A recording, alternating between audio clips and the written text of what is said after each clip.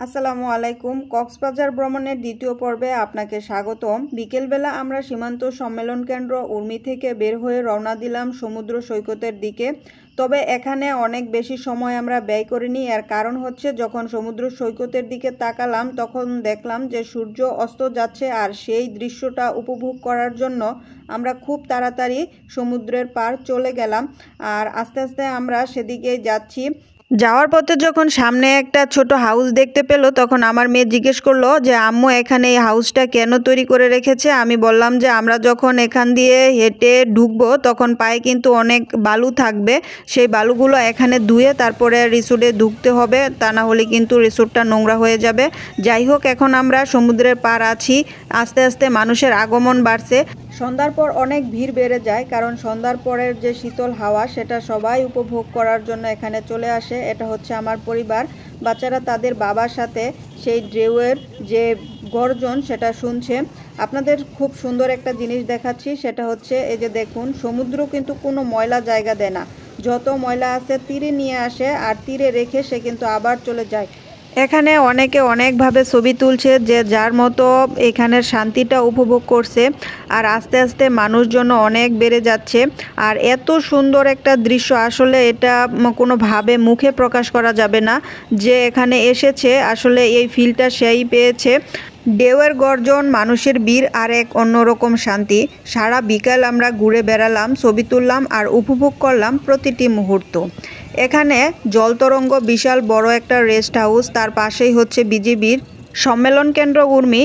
তার একটু সামনেই দেখতে পেলাম যে বাচ্চাদের রাইড করার জন্য খুবই সুন্দর একটা প্লেস আছে, সেখানে বাচ্চারা খেলাধুলা করছে।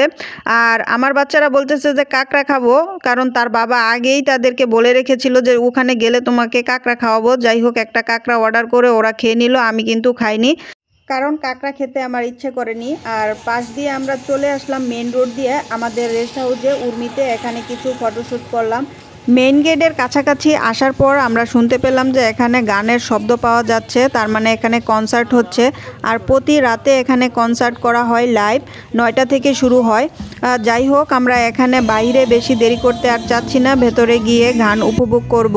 হাঁটতে হাঁটতে আমরা রেস্ট হাউসের ভেতরে প্রবেশ করলাম আর কনসার্টের কাছাকাছি চলে এসেছি।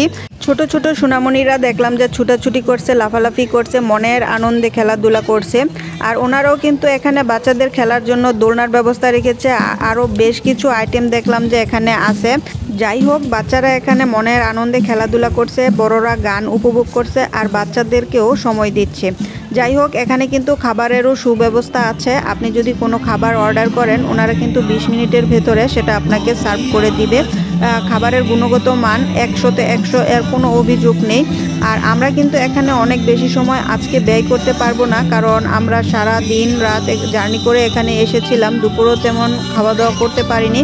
যাই হোক, এখন আমরা রুমে চলে যাব, কারণ ওখানে গিয়ে আমাদের খাবার অর্ডার করতে হবে, বাচ্চাকে খাওয়াতে হবে। আর তাই আমরা অতি তাড়াতাড়ি সেখান থেকে চলে এসেছি। ইনশাল্লাহ কালকে আবার এখানে আসব, উপভোগ করব। আলহামদুলিল্লাহ আজকে সারা দিন অনেক কিছু উপভোগ করেছি। আর এখন রুমে চলে যাচ্ছি, রাত্র প্রায় 10:30 বাজে।